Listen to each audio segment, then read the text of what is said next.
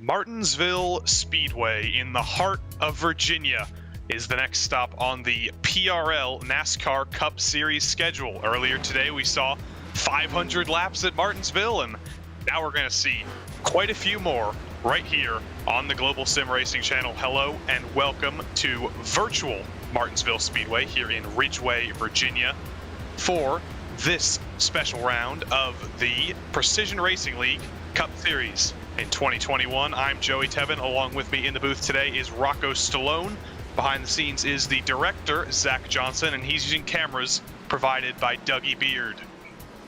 To take a closer look at this little paperclip of a track, let's take a look at the GSRC lap guide for Martinsville.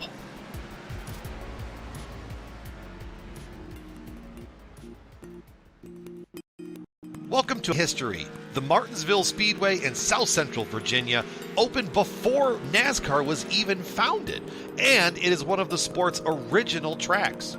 Its paperclip shaped half mile has grown from a dusty pioneer to a beautiful racing facility. Going off 12-degree banked corners attached to two 800-foot-long straights. Getting out of these corners is all about managing the rear tires sliding around. It often feels like you're coming out of a valley as you head on to the straights. Martinsville is very much a rhythm-based racetrack though, some even referring to it as a rocking chair. You get that sensation because you want to feel the front of the car slam down under braking and then lift back up under acceleration. Making things even more complicated is the fact that the track is only 55 feet wide. Down in the corners, you'll find that yellow curve. It's elevated off the track by several feet, and if you catch it with those left side tires, you're bound to grab a handful of steering wheel. All of the action isn't on the track, however. The pit road that starts in the entry to turn 3 and exits out of turn 2 is only 46 feet wide itself, making pit road under caution look like a circus. Martinsville is not a track that you can rest on your laurels at. Always on top of the wheel is the name of the game. The drivers that do that best find themselves with a grandfather clock trophy. The fans come from all over, the drivers come from all over, even internationally, to race at the hallowed grounds. So settle in, buckle up, it's bound to be a great race.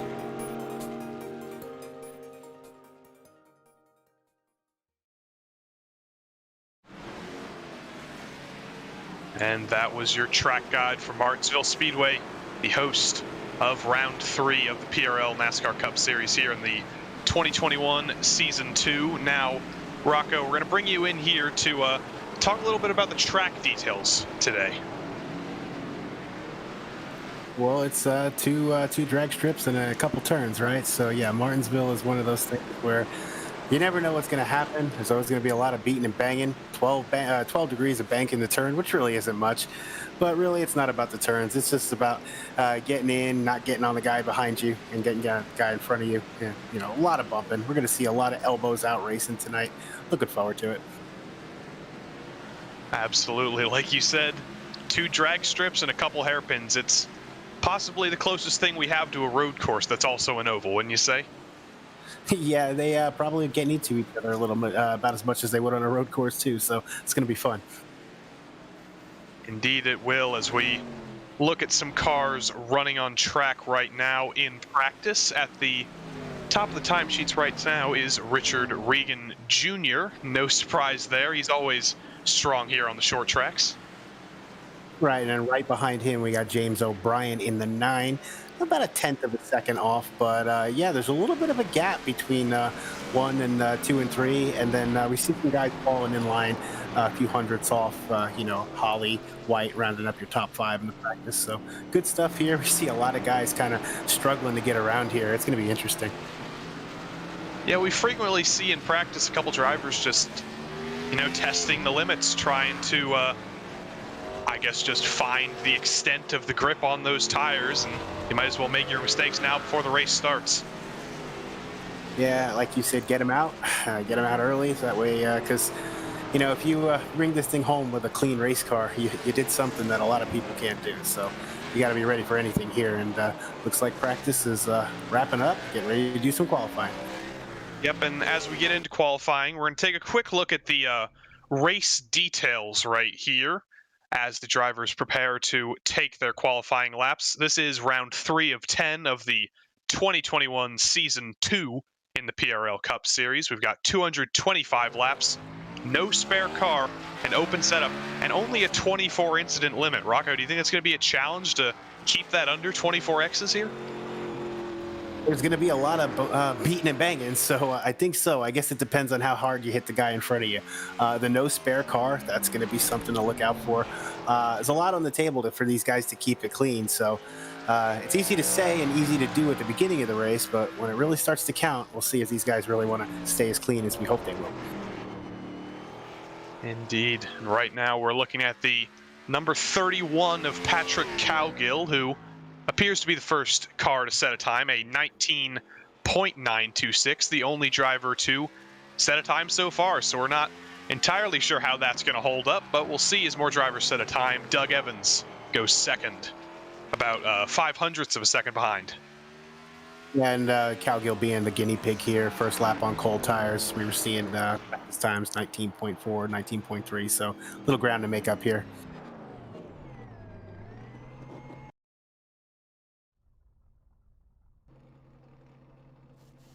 Waldo Walden goes to P1, about 1/10.5 ahead of second place so far, and someone new goes to the top, Matthew Long, another 1/10.5 faster. Right, and I think it's going to be a case of seeing these guys kind of get a little bit more comfortable after that first lap. Obviously, the banger is going to come on the second one, but really tough. You got to get that power to the pavement here, and a place like Martinsville, that's really tough to do. And you really can't afford any mistakes, because one little bobble, that's gonna mess you up for a couple full laps and slow you down, isn't it? Well, yeah, when there's not as much room, I guess, as you'd say, every little bit counts. Every turn can make you or take off 1/10 of a second, and track this small, those tenths add up quickly. Indeed they do, and at the top of the table, it's still over 1/10 between first and second, as right now we look at the 46 car going for its first qualifying lap. Richard Regan Jr. rounds turn 3 and 4, and he spins it. That's not what you want to do, especially right before the start-finish line. That's going to be both of his laps ruined, I think, as he comes back to the pits to try and give that second lap another shot. The double whammy, you can see he tried to stop it before he hit the start finish. I'm not sure if it's going to give it to him. We'll see if he's got another lap left to run. And as we have about 2 minutes left in qualifying here, we'd like to take the chance to thank the series sponsors of the PRL NASCAR Cup Series. We've got SimMSA. SimMSA provides many consulting services, from completely customizing simulators to managing teams, individual drivers, and managing complete events. SimMSA is working hard to bring communities, associations, organizations, companies, manufacturers, teams, and drivers together in one place to support and promote sim racing internationally. Bridging virtual and real motorsports and providing an understanding, a link, and a network between these two, involving sim racers, real drivers, teams and crew members, managers, engineers, and of course, motorsports fans alike. Also, Butt Kicker. Butt Kicker products bring incredible immersion and realism to every game. Feel every nuance and truly put yourself in the driver's seat. And NinjaTrader. Ready to compete against the financial markets? Supporting over 60,000 users across the globe, NinjaTrader provides award-winning trading software and brokerage services. NinjaTrader is always free to use for advanced charting, backtesting, and trade simulation. Visit NinjaTrader.com to get started with a risk-free trading simulator and start tracking your performance. Thank you for those, Joe. And always nice to see the names that help us do this. Bring it to everybody and enjoy 225 laps at Martinsville. Taking a look at the top of the charts, James O'Brien with a .545. Right behind him is Matthew Long on that second spot, 585. So pretty close up toward the top. You saw Bradley Holly on screen. He's gone to P10 right before sending it into the outside wall at the end of his qualifying lap. We're looking at Colton Lane in the number 60. I don't think he'll have enough time to set a lap. We only have 10 seconds left. This will be the end of qualifying. So Colton Lane, Richard Regan Jr., multiple drivers not getting to set a lap here. They'll be starting from 25th or lower. That's going to be some dangerous ground back there. There's going to be a lot of action these first few laps. Indeed it will, but as qualifying is over, we will go through the grid here. As the cars load onto the grid, eventually they will.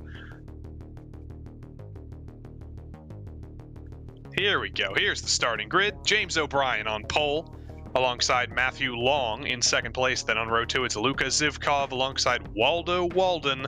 Where's Waldo? He's in fourth place. Joshua Daniels on row 3 alongside Pat Harvey, and then it's Mark Kalin and Michael Witt on row 4. And row 5 is Adam Zemke and Bradley Holly. Wondering how long we were going to get in here before the Waldo jokes. Cal Gill, we watched him, ended up in 11th spot. Lemieux, 12th spot. Right behind them, Yao Guerra and Doug Evans, going to be 13th and 14th. Besaw Jr. and Sumner in 15th and 16th spot. Behind them, Endure and Cervantes. 19th and 20th, we got Stout and Medina. Down on row 11, 21st is Thomas A. Roberts alongside Scotty Johnson, and the last two drivers to set times, Matt Hilton and Brandon Walter, 23rd and 24th. Then it's Elliott White, Richard Regan Jr., Colton Lane, Trent Dinkle, Alex Pellerin, and Chad Brown down to 30th. All right, and Hilton Hunter behind them, 31st and 32nd. Last couple guys on the grid. I'm excited. I think everybody's tired of listening to us talk. Let's see some cars go around a track. Indeed, let's get those engines fired up. And we'll do 2 pace laps around here, I believe, as it is such a short place. Why don't you tell the viewers how you feel when you're on the pace laps here? You got a roaring group of 32 cars in these little confines here. What are the nerves like before seeing the green flag here? Well, admittedly, I'm always a little nervous before any race. If it's just a regular race or if it's a league race, I'm always nervous. Small track like Martinsville, you got guys on top of you. You know you got to get on it to go. So a little bit of extra because you don't want to bog up the field. But just pure excitement, you know, every time before the green flag. And that's what we love. That's what we do it for. So see these guys rolling away from the line. Hopefully get some excitement tonight. I think we'll see plenty of it. We absolutely will see plenty of excitement as we go racing at Martinsville under the lights. The lights were only added a few years ago, but it's always nice to see this track under the lights. James O'Brien alongside the 28 of Matthew Long, just pacing the field, getting off the grid here, and we'll go racing in about a minute, I'd say. It looks like the lights are already off on the pace car, so very soon, very soon. It's always difficult to think about things to say during pace laps, especially when you have 2 of them. We just want to go racing, and I'm sure all these drivers do too. As you cross the line again for another pace lap, you're just trying to picture, what am I going to do on the start? What if there's a stack up? How am I going to avoid that? You're going to be playing all of these scenarios out in your head as we go down the back straight for the final time. Under pacing, the pace car will pull off here, and James O'Brien will get the chance to lead the field to green here alongside Matthew Long, Luka Zivkov in the 21, and Waldo Walden are your top 4 as we come to the green. Green flag is in the air, and we're going racing at Martinsville. Matthew Long seems to have jumped it a little bit. He had to back off, and that's going to allow James O'Brien to be completely clear of the field into turn 1. Yeah, and he got a clean start there. That's what you want on a track like this. Looks like everybody behind him got away cleanly. Very impressed to see these guys. First few turns, very clean. Very happy to see that. Yeah, throughout the whole field, it appears everyone got away well. Nicholas Hunter did not start the race. He's still sitting in the pits, but the other 31 and the 67 goes around. That's Pat Harvey, our first yellow of the day on lap 2. I didn't see what caused that. We'll go to a replay here. I assume he got a little bit of help. It's hard to spin like that on your own, but I'm not sure who caught him here. Let's see. He was alongside, looks like the 57. 57 stuck his nose in a little bit and kind of came up a little wide. It's a little bit of a nudge. No big deal. He's back in the race. No harm, no foul. Yeah, we see the 57 on the bottom here. He just gets in the throttle a little bit too early and just a little bit of a boop. That might have not been a spin in real life, but, you know, it's a simulation. we're transmitting data through the air, sometimes there's a little bit of a discrepancy, and a little side tap can result in a spin. But Pat Harvey, like you said, he's still in the race, just got a little bit of a crunch on that rear bumper, but he's still around, albeit in 31st. Right, you know, and like you said, so much technology goes into this. Everybody's sitting in a different spot wherever they may be. We are, our viewers are. It's just kind of a miracle it all happens, and I'm glad to be a part of it. But yep, like I said, I'd rather see a spin like that early, get it out of the way. I'm not sure if he's even going to lose a lap. No, he's still on the tail end of the lead lap, and I'm looking at the actual tail end of the lead lap now is Elliott White, who came into the pits during this caution. He's leaving the pit lane now. I'm not sure what he's trying to pull off here. Maybe just get a little bit of a fresher tire on there. It's only been 2 laps of green flag racing, but you know, it can't hurt. You know, whenever I see somebody with some unorthodox pits, I just leave it alone, because I'll say something and then 5 minutes later they'll look amazing and I'll look like an idiot. So, you know, more power. Lap 5 pit stop, first caution, let's do it. Indeed, and he started 25th, so you know there's not much to lose when you're 25th in a 31 car field. You know, why not go for it? So, Joe, what do you think is going to be a big factor here? You think these guys are going to be getting tired toward the end of this race? I mean, it's pretty late in the day for a lot of these guys. You think it's going to be something like that, or you think there's going to be a different factor that eventually affects the outcome here? Well, there's always a little bit of fatigue that goes into long races like this. 225 laps. It's less than half of a real life race, but it's still pretty tiring, and especially at a track like Martinsville, when you're just driving in little tight circles, you almost get a little bit dizzy after doing it for too long. And when you're driving on old tires, when you're driving in a car that's a little bit lighter with less fuel, it is definitely tough once you get to the end of this race. Right, and it does look like that the light's off on the pace car, so last time around before we go back to green. Indeed, and the order hasn't changed much in these first 2 laps. The biggest mover appears to be Bradley Holly, who actually made up 3 spots from 10th to 7th in that short run we had. But once again, it'll be James O'Brien and Matthew Long leading us to green. Joshua Daniels has made his way up to the 2nd row here as Waldo Walden got displaced a row back, but the green flag is back in the air. James O'Brien leads us to green again, and it's a little bit of a better start from Matthew Long, but O'Brien is still absolutely clear, and Zivkov sends it to the bottom in turn 1. Yeah, a little bit of beating and banging back there with the 21 and the 77, but they get through there clearly. But yeah, O'Brien with another great start, man. 62 coming into these turns, really hot. Long struggling a little bit. He's lost the position entirely to Zivkov, but the field just stringing out single file right now for the most part. Mark Kalin still stuck on the outside though, back there in 6th, but it's one by one as he falls back down to the bottom. And I think the first car we're going to see that's side by side is all the way back in 15th, Jose Medina, and there's a little bit of contact with Patrick Cowgill, I think that may have been, or one of the other orange cars.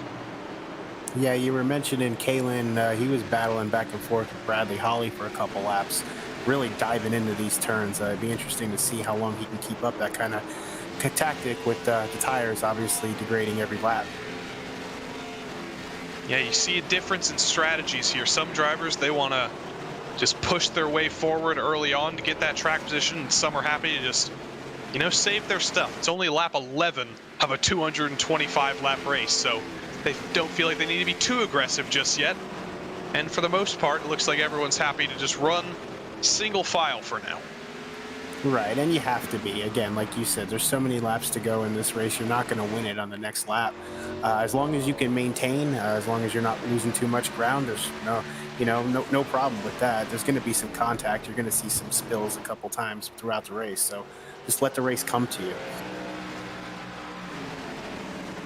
The race is absolutely coming to James O'Brien up front. We see the 46 of Richard Regan Jr. trying to move his way forward.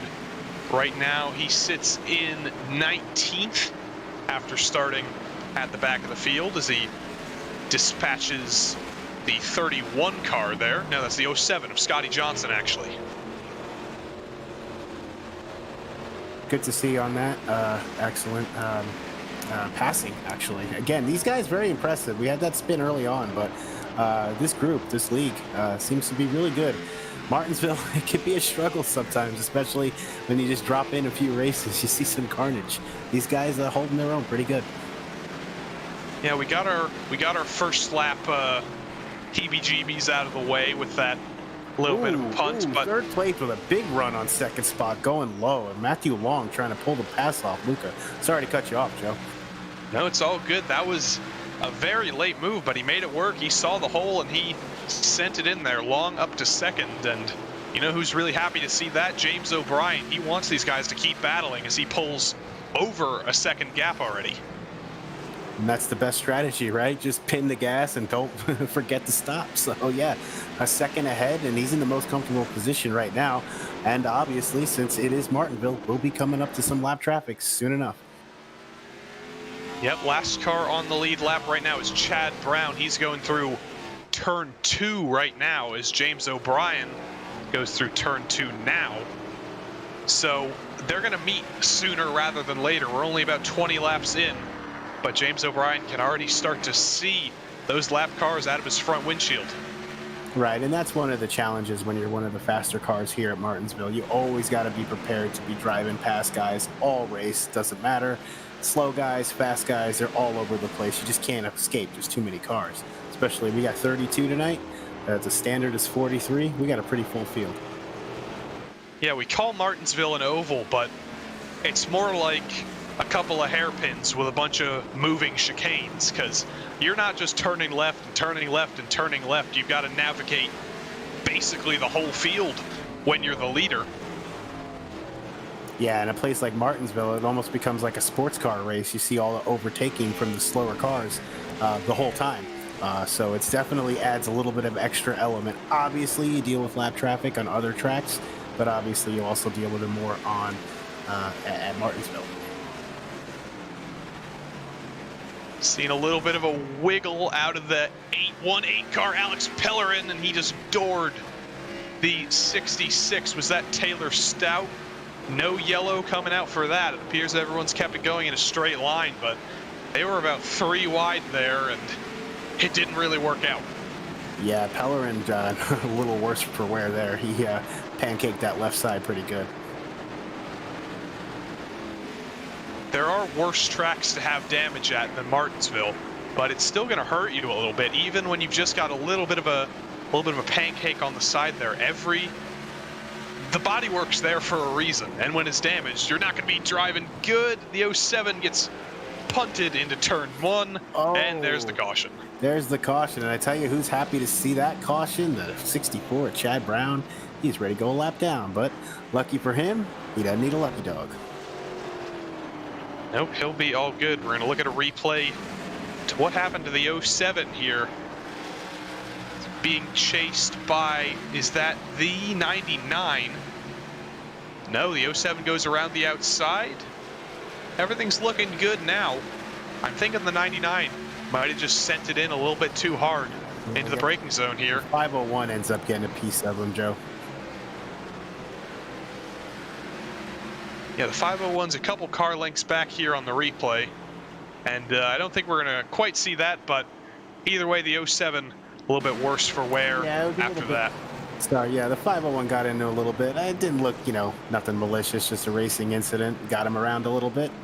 But again, I think it brings cars back a little bit. We might see some pits. There you go. You see the punt there. Didn't look intentional. Yeah, it happens, especially when you're trying to send it in. When you're being aggressive on the brakes, another driver's trying to take it easy, and you just kind of meet in the middle like Dinkle and Johnson did there. But we are 25 laps into a 225 lap race. Will we see any takers into the pits? It looks like a couple drivers further back may be coming in here.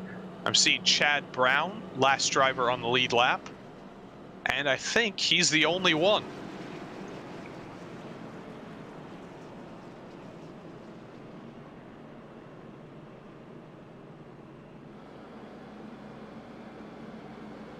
Everybody else thinks it's a little bit too early. We still got 200 laps left here. Don't need to be making any pit stops or losing any of that track position just yet. Yeah, I agree with you, Joe. There's really no reason to be putting yourself in that position. If you've earned some spots and gotten a little bit away from the carnage, you want to stay there.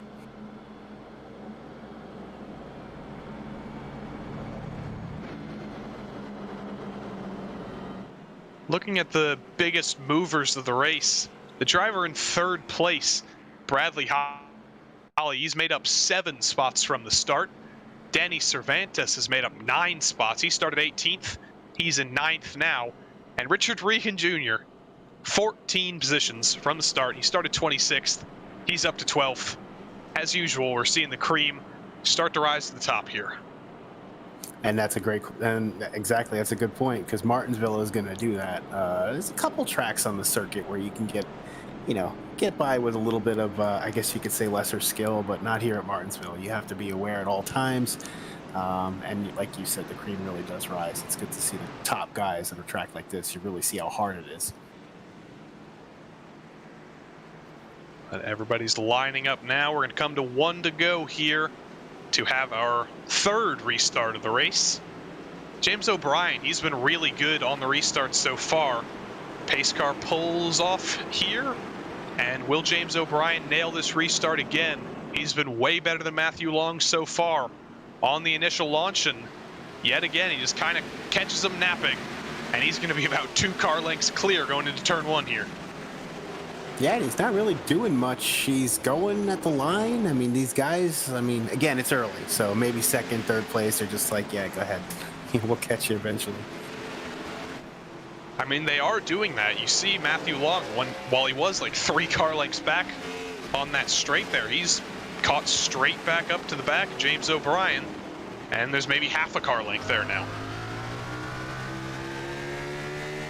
Yeah, we see the guys see a little bit of contact in the back, something you'd expect, obviously. Looks like here to 40, Michael Lemieux banged up. Yeah, the middle of the we got field. A car around, the 501's around, tail on the wall, caution's out. Oof, he was the one who sent the 07 into the wall earlier. I wonder if it was a situation where someone returned the favor to him, not necessarily intentionally. But we'll see if we can get a replay there. Not entirely sure what happened to the 501 of Trent Dinkle there. But here is the replay. He's going into turns 3 and 4 here. And, yep, the 55 just puts a nose in there and has the 501 around. Again, nothing intentional, but when there's 31 cars trying to navigate these fine confines, especially in the middle of the pack, that's what can happen. Yeah, and one can say maybe give a little bit more quarter on these turns. It is lap 31, but like you said, it's easy to say. We're sitting up here in the booth. They're down in there in the track. But, a little bit of cleanup and see what happens.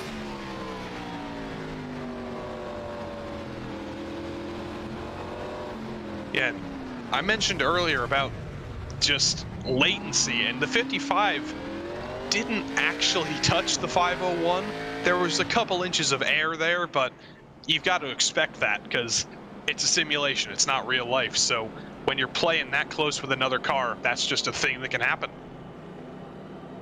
Right. It goes in what you said before. We're transmitting, all this data across just wires, and it's amazing we get what we get. So, but yep, unfortunate. It's part of it. We're all used to it. So move on, right? Looks like nobody's going to opt for pit road again this time. Chad Brown, the one who pitted on that last caution, hasn't made up any ground. But then again, we only had about 2 or 3 laps of green flag running there. He didn't have much time to do anything with that. Exactly. And I think a lot of these guys are probably feeling pretty antsy. I'm not tuned into what's going on, but I do see the leader. He is having a little bit of a word with somebody on chat, so could just be some simple musings, but they're talking back and forth. Yeah, I've seen Richard Regan Jr., Bradley Holly, Colton Lane. They're all talking on the radio. I don't think it's anything particularly important, but when you're running half this first part of the race under caution, you You got to amuse yourself somehow. Right, and I'm sure a lot of these guys are just itching to go. So hopefully this pace car pulls off and we see a nice green flag stint. I think we're all looking for something like that. It'll be 189 laps to go when we cross the line this time. I'm not too good at division, but I think we're just past 15% of the race, maybe 12%. So there's still a lot of racing to go, and pretty much anything can happen. Yeah, you can do that math. I'm not even going to try. We'll take your word for it. It was easy when we were in like the 20s, because then it's like 225 divided by 22. Hey, that's about 10%. But now we're getting into the 30s and 40s, and bleh. I'm not taking algebra or calculus anymore. I don't know what's going on. No, to further the need for green flag racing, we're talking about math when we're watching racing. Exactly. But James O'Brien, I've said it like 5 times so far tonight, and he does the same thing he did last time. He pulls multiple car lengths from Long, and this time Bradley Holly's able to get to the bottom of Matthew Long in turns 1 and 2.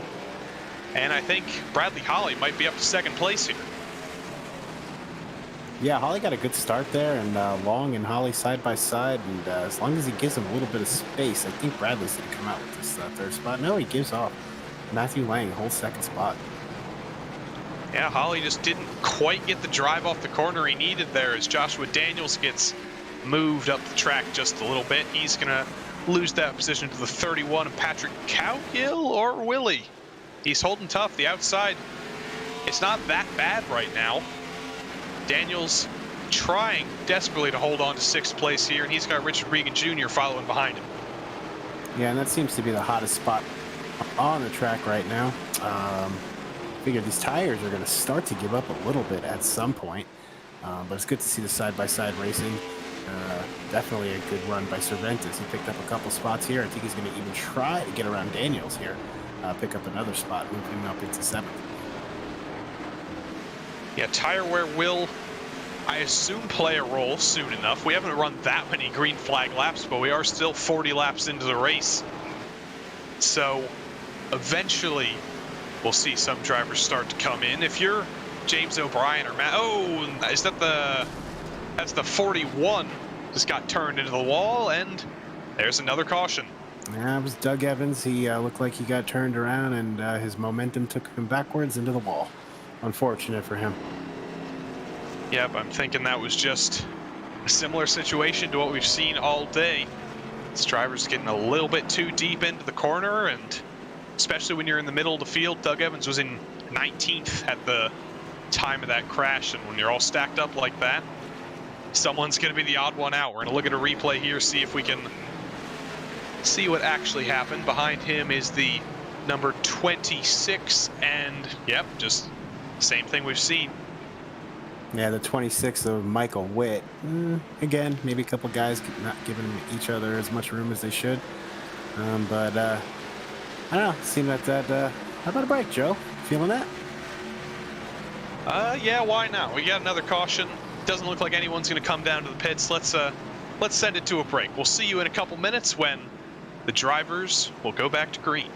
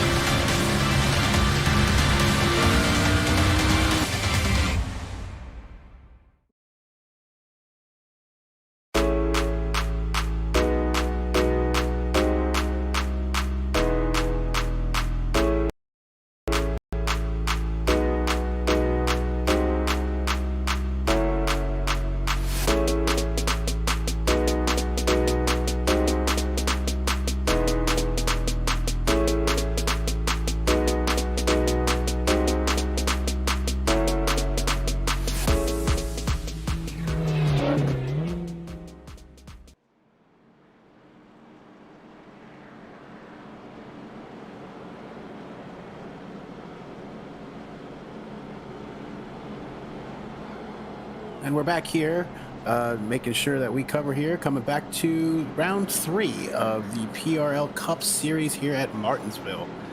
Just making sure that we sure up a few things as we get ready to take the green, resetting after our 4th caution of the race.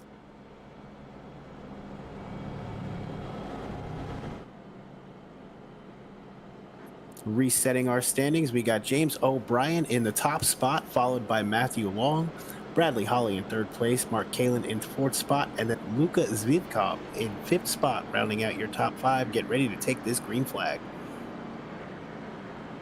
Yep, and for the 17,000th time tonight, James O'Brien will lead us to green. Will Matthew Long do anything different this time? He's had about 5 chances to maybe have a better restart, but do you think he's just happy to slot in 2nd and maybe save his stuff a little bit instead of trying to jump that start and take the lead? Well, I think at this point, I think they're just almost expecting something to happen behind them, so there's really no need for a risk because that yellow flag should bring that leader back to you. We'll see as we take the green now, Joe. Yep, once again, James O'Brien pulls a couple car lengths into the corner, but Matthew Long so late in the brakes, he closes that gap down almost instantly as Mark Kalin washes out a little bit on the outside of Bradley Holly, but he will settle back into 4th as 21 tries to send it in there, but not able to make the move. Right, we got some side-by-side racing. Looks like the 62 trying to sneak in, take a look for 3rd spot, but that was short-lived. And a little bit further back in the pack, but I think 7th, 8th spot, we got some side-by-side battling going on. Danny Cervantes on the inside of Patrick Cowgill. Not quite clear, but he probably will be as we go into turn 1. Cowgill a little bit later on the brakes, but the outside just not working that well. And Richard Regan Jr. is going to slot in there. Richard Regan Jr. in 8th place. You wouldn't think he started 26th, but he did. And he continues to march his way up the field. Well, yeah, the beneficiary of some early on cautions, be in the right spot at the right time. You find yourself up in 8th spot from the 20s. So let me ask you a question, Joe. Do you have insight into our incident count early on, 50 laps in? I don't think we've seen many incidents. We've just seen a couple of those little punts, and those maybe 4Xs, they may be 2Xs, and maybe even because of the latency, we might have seen a couple 0Xs. So I don't think anyone's especially close to the 24X incident limit, but we are less than a quarter of the way through the race. So if some of those drivers who got into incidents early on start getting into a little bit more trouble, we could see a couple drivers hit that limit. Yeah, and that's definitely something we hopefully doesn't, happen to any of these guys. It's always unfortunate when somebody just disappears out of a race. Looks like we're pretty much single file throughout the entirety of the field. Back in 13th place, it's our friend Waldo. I made the Where's Waldo joke in the grid. I'm sure he's never heard that before at all, but he's got a Where's Waldo paint scheme on that car. So he's owning the joke. And Waldo is currently in 13th place. He got shuffled back a little bit on that restart, got sent a little bit into the gray, lost a couple positions, but he's working on moving his way back up to the 4th position where he started this race.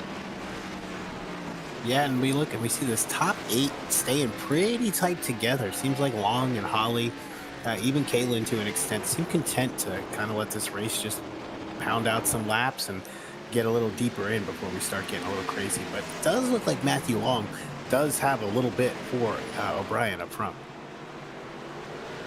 Could we dare to say that it looks like he may have long run pace?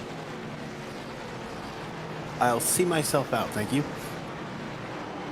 All right, Rocco has left booth. It'll just be me for the rest of the night. Anyway, we're seeing Danny Cervantes trying to move his way forward. We saw him make a pass a little bit earlier. Someone's scraping the wall back there. I think that was Michael Witt. Just got a little bit wide and no caution, but he definitely ate a little bit of the wall there. Yeah, Michael Witt back in where he was in the 14th spot after he took a little scraping there. Took some paint with him. I think he'll drop a couple spots after that one. And the problem when the field We is... got cars around at start finish. Oh, the 21. Around 21 of Lucas Zivkov, been running up front for the entirety of the race. Looks like got together with Danny Cervantes, who's been making his way through the field. That's unfortunate. Those two looked pretty strong as we have yet another caution here on lap 58. Yeah, and I do believe this is our 5th caution, so we're averaging about 10 per green.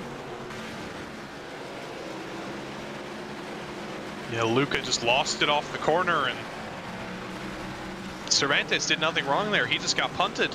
Oh, Matthew Long just snuck into the pits. There's no one behind him going either. He just cut that thing hard left. He's going to be our first taker. Yeah, that's an interesting move for Matthew Long. I don't know how it's going to work, but like you said earlier, pit strategy, it's a dark art. It's a black magic. You don't know how it's going to work until the end of the race, when some guy you never would have predicted is in the lead, and it's like, oh, he made an alternate pit strategy work. Yeah, and there's definitely tires going on that car for sure. Just trying to see if anyone else has come down pit road with him. It looks like Pat Harvey is in, Charles Sumner, Michael Witt, and a couple of the drivers who got damaged. Zivkov, Cervantes, they took the opportunity to come in too, and Robert Besaw Jr. in as well. He went 2 laps down early on in the race. I didn't see what caused that, but lucky for him with the amount of cautions we've had and the 2 lucky dogs he got, because he was the only one laps down. He's back with us on the lead lap. Yeah, we'll see how this sorts out. Looks like Matthew Long is currently being scored in 18th spot, so gave up a lot of track position for those tires. We'll see how it serves him. Yeah, it looks like it's about half and half in terms of who stayed out and who pitted. And just in the top 16 here, Trent Dinkle is the only real outlier. He pitted early on. He's the 501 after he got sent into the outside wall a couple cautions ago. He took the opportunity to get that damage fixed, and as the pit cycles have cycled out, he's up to 13th. And Joe, I'm trying to figure out who it was, but it looked like somebody actually DQ'd in the at the end of the pit lane. I'm not quite sure who it was, but somebody definitely did take a tow, or they vanished or something. I believe it may have been the 40 of Michael Lemieux, but I'm not sure what happened because it looks like he's on track. I think he just blinked out for a little bit, and when he showed back up, he was at the back of the pack.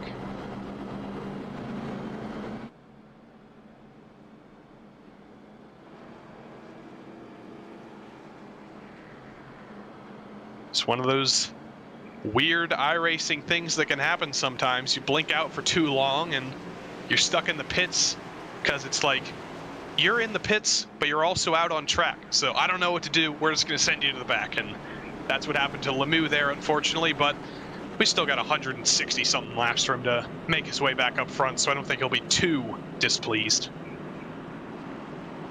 This is true, and we got O'Brien up top again alongside Bradley Holly. O'Brien's been a master of the restarts, and it's been good because there's been a lot of them. Back to green again. He doesn't have Matthew Long behind him this time. He's got Bradley Holly behind him. Holly did get a decent start, but again, that second place car just not all that great on the launch. Richard Regan Jr. up to 3rd, absolutely sending it into the corner. He's so late in the brakes through there. Yeah, and some of these guys on new tires, some of these guys on old tires. It's going to make things pretty interesting.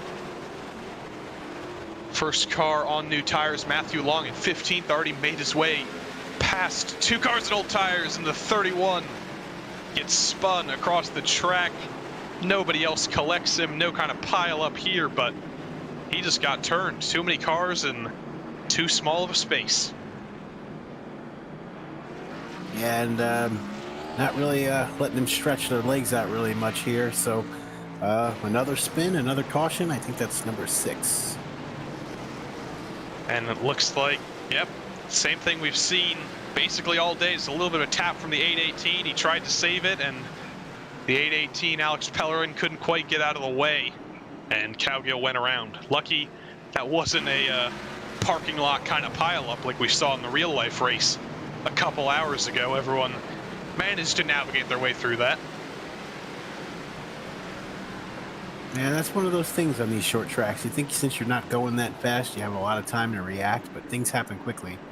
And it was a really good, interesting. He went back the wrong way a couple of seconds, so that was interesting. But another caution and another reset. Now the question is, what do our leaders do? Because if they pit now, they're going to be behind the however many 16, 20 cars that pitted under the caution before. So they seem like they're just going to keep stretching it out and wait until these two strategies even out so they don't lose all of that track position.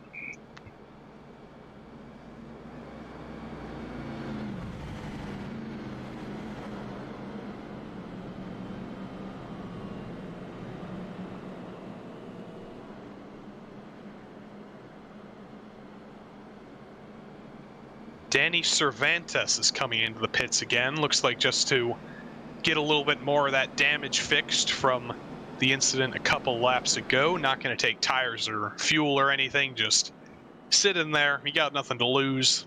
Get some of those optionals out of the way.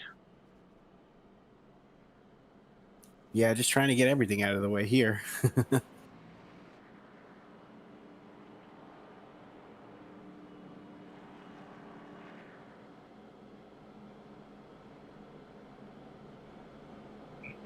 Drivers are very talkative on the radio, especially here.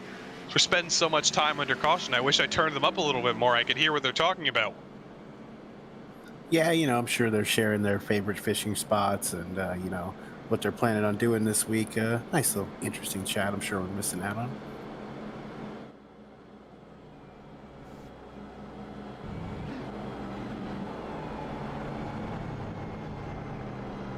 Be lap 70 at the line. It should be lap 71 when we restart here. We're just barely a quarter of the way through this race, and I believe we've seen 6 cautions, 7 cautions so far. Eventually it's got to calm itself down, but because it's a short track, these cautions aren't particularly big crashes, so all the drivers who keep getting punted and spun and turned, they're still in the race. That's the truth. You're not really damaging your car too much by getting punted, so you live to race another day, and not really a lot of guys falling out with all the cautions we've been having, so good for them. All right, let's hit the pre-recorded button, and it's a great restart for James O'Brien. Surprise, surprise. Richard Regan Jr. sends it to the bottom. He's James O'Brien's teammate. They started 25 positions away from each other, and we're 70 laps in, and now they're 1 position away from each other. Yeah, it's definitely been some hard work. Slow work, but hard. Now the question is, how does James O'Brien play with his teammate here? We're only 72 laps in, but, track position is always important. I'm sure these two have been working together on what their pit strategy is going to be, when they're going to come in, what they're going to do. And could we see James O'Brien being a little bit nicer to Regan if he's faster? We'll see. We'll see once Regan gets a little bit closer how James treats his buddy.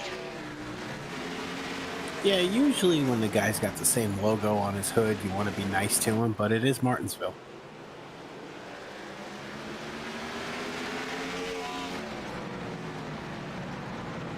Looks like we're single file pretty much all the way through the field. These drivers have done a good job on every one of these restarts just to string it out and get in a little bit of a train, but a couple laps in, when drivers start to make mistakes and get a little more wear on those tires and warm those things up, that's when we start seeing people trying to go for moves, and that's when all these cautions have happened.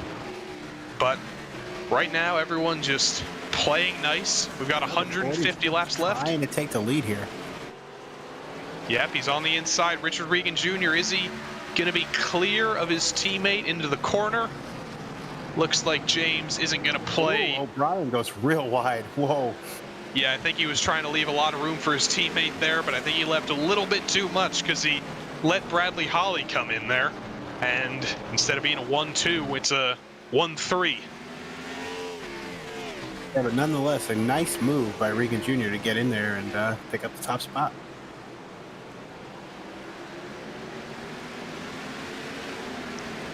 Now we're going to see if we can run long enough here.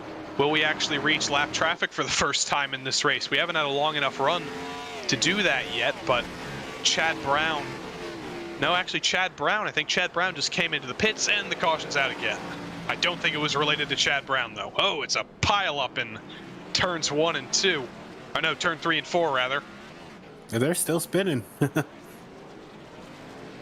And that was right in front of the leaders, so they're lucky that didn't happen a couple laps later because the leaders would have been way closer there. The 57 of Adam Zemke, I think Pat Harvey, Taylor Stout were involved in there, but that was a lot of cars, and it was at the back of the pack.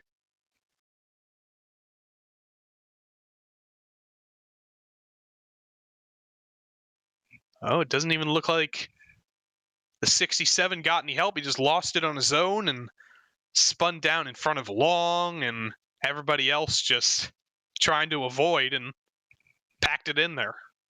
And Long showing that one of the reasons you don't want to be one of the first people to stop. You know, he's running up front and he took those early tires and then gets caught up in a wreck.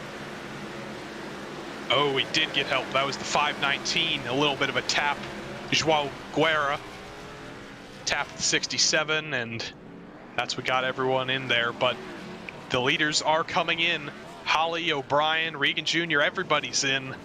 And that's going to mean that Trent Dinkle is our new leader with Matthew Long in second place. So he got involved in that crash, but it still cycled out for him. He's still in second place. Yeah, and it looks like most of these guys hitting their marks, getting away pretty clean. I don't see any contact in the pits, although there was a little bit of tight coming out there, but looks like everybody's away pretty clean. Nice little reset here. Lap 80, let's go. Richard Regan Jr. did lead the race off pit road there, but the problem is that he's in 17th now because those 16 drivers that pitted earlier, even though it seemed like half of them were involved in that pileup in 3 and 4, they're still ahead. Yeah, and like you said before, it's one of those tracks where you can get a little bit bent out of shape, but it's really not going to hurt you that much. So, coming up on lap 100, a little bit more than a third of the way through by now. Yeah, 81, 225, 80 times 3, 240. So yeah, we're over a third. But Matthew Long, Luka Zivkov, you think he thought he was going to be back up front after that incident where he got spun across the track a little bit earlier? See, now I'm interested to start seeing a few of those incident numbers. I'm not thinking anybody might be at 24, but there might be some guys that are getting close to that little red zone, you know? We have seen our first DNF of the race. Chad Brown, he's had a troubled day, and he lost it on his own out of, I believe, turn 3. Didn't bring out a caution, but he took himself out of the race. He had enough, I guess. And who could blame him? Actually, I think Chad may have been... No, I was going to say, he may have been the one I saw disappear before, but that was way longer than 6 laps ago. But as we come through turn 2 here, we're going to restart in a little bit here. Trent Dinkle, for the first time this race, the leader on a restart will not be named James O'Brien. But for who knows how many times this race, it's Matthew Long in second. He's back in second. We'll see how his restart compares with Dinkle. Dinkle waits way longer than O'Brien did, stacks up the field a little bit more. And that's going to allow Long to get to the outside here, something he wasn't able to do with O'Brien, and he's going to try and take the lead. Yeah, Long got a good jump on that. He's definitely easing into these corners here, letting Dinkle have some space on that inside. Good for Trent here, getting a couple laps led for his faster eSports machine. He's not giving it up easy. He's being a little wide too. Again, some of that elbows out racing. Long says, you know what, I'm going to give this one a little bit and reconsider maybe going on the inside this time. Yeah, he sent it very deep into the corner both of those times, but ultimately he's not able to hold Long off. Long made the pass, and now he's... Caution. Oh, the caution came out in the middle of that overtake. I was wondering why he was slowing down, but the yellow flag was out, so he won't be able to make that move as the 54 is destroyed.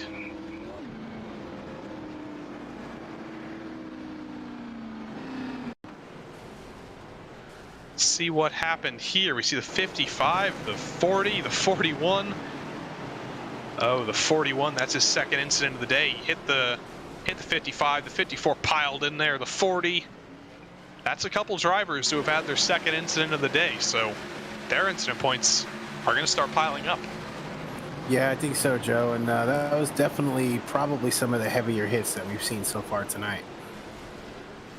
Yeah, the 54, I think that's the first time I've seen the front bumper actually off of a car.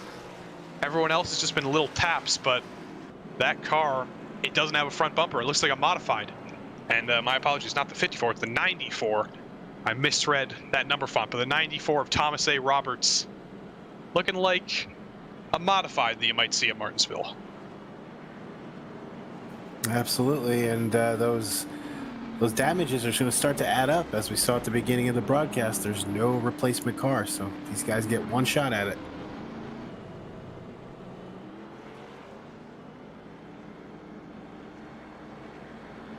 We also saw Trent Dinkle come into the pits. He seemed like he wasn't very happy to be out front there. Came in to get some damage fixed, get some new tires, and new leader is Matthew Long. He was robbed of the move for the lead by the caution coming out, but he got it back.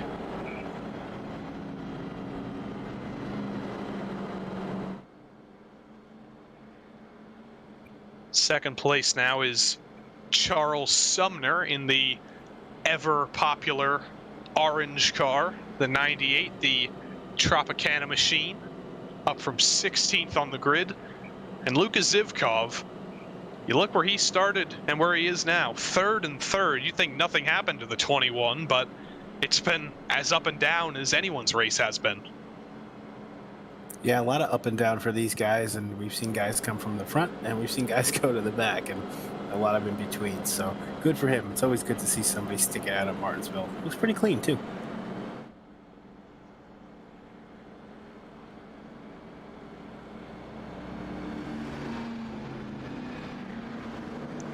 Everyone grids up, go side by side. We'll go back to green in one more lap.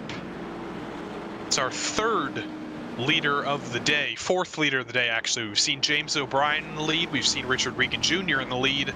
We saw Trent Dinkle in the lead, and now we see Matthew Long in the lead.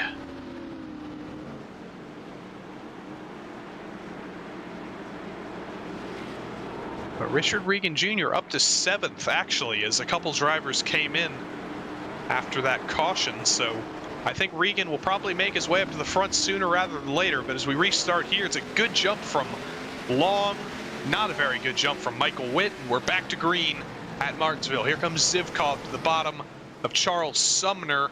Oh, someone up in the wall. Looks like a blue and yellow car. No caution, though. We'll take a look and see. Oh, and there's the caution. Was that the same car? Oh, Danny Cervantes. That's Doug Evans. Doug Evans, that's his like third incident of the day. He's not having the world's best day. And that orange car, is that James Dewar? No, that is Joao Guerra again. Now he's the second car who's missing a front bumper.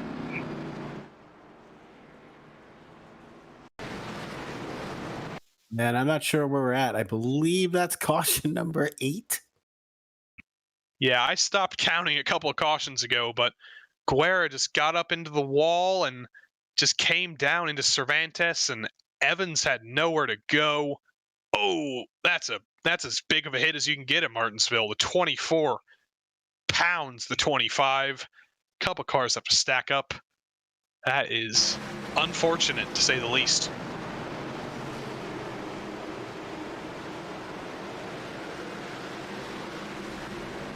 Up in the wall before that was Brandon Walter, but he managed to save it himself. But everyone behind him, an unrelated crash, he's looking in his mirror, he's like, oh God, I'm going to lose so many positions. And they all just wreck behind him.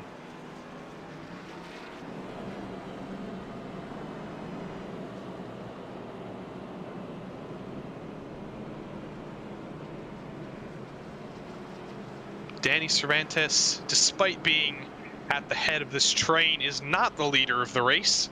Matthew Long is. Cervantes is just a lap down here. He won't get waved around, I don't think. He'll be sent to the back of this train, and unfortunately, he'll go a lap down. But judging by the rate of cautions we've had, he'll probably be back on the lead lap before too long. Yeah, I think because of the amount of cautions. I mean, is anyone a lap down right now? Yeah, I guess there are some, but a couple guys, or let's see, it looks like 3 laps. Try this again. 3 guys a lap down: Medina, Evans, and Guerra. And it looks like Hilton and Lemieux a few laps down on that. So Medina will be next time around on the Lucky Dog. Yeah, Doug Evans has gone back out on track, but Medina is still stuck in the pits. It looks like Guerra is still stuck in the pits as well. So they will probably go multiple laps down, but Doug Evans, he'll be nice and happy, just 1 lap down. He'll get the lucky dog in the next caution.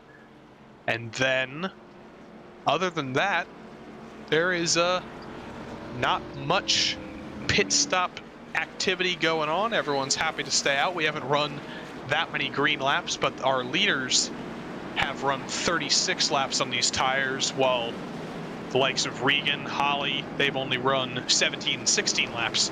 So we will probably see a little bit of activity with the newer tires trying to make moves here as we prepare to restart once again.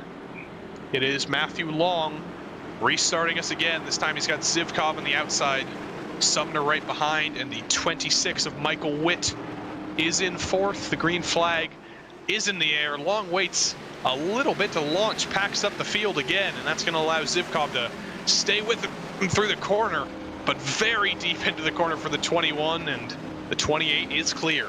Yeah, that start, we've seen better ones tonight. We'll just leave it at that. Zivkov overcooked it a little bit in turn 1, but he is not letting Matthew Long get away here. Just trying to close the gap through the corners, getting a little bit loose there. Richard Regan Jr. trying to make his way through the field, getting by the 26 of Michael Witt along the outside, and he's got Bradley Howley following him through. Yeah, we see the guy starting to single file a little bit, double file back in, looks like 4th and 5th spot. Looking back further in the field, everybody kind of falling into line, trying to get some of these laps knocked out. 26 to the inside of the 184 Bradley Holly, but those tires in the 26 are 20 laps older, so there's basically no chance of making that move stick. Holly making his way forward, Regan making his way forward. Next up for the new tired runners is Charles Sumner, who Regan Jr. is trying to chase down here for 3rd.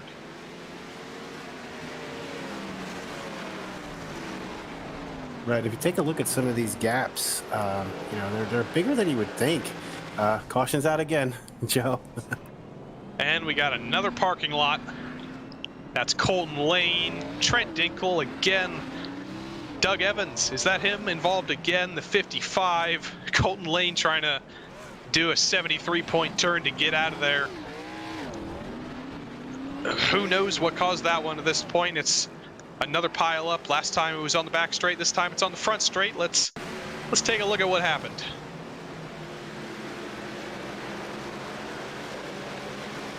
We've seen it multiple times tonight, Joe. Lane just lost it on his own, and he got like lodged in the safer barrier in the worst possible way, because it just sent him straight back out into traffic. And the 94, the 41, the 57, these guys can't catch a break. They keep getting involved in stuff. But you know who can catch a break? Us in the broadcast booth. We're gonna take a quick break here as we cycle through the 45,000th who knows caution of the day, and we'll see you in a little bit for the restart.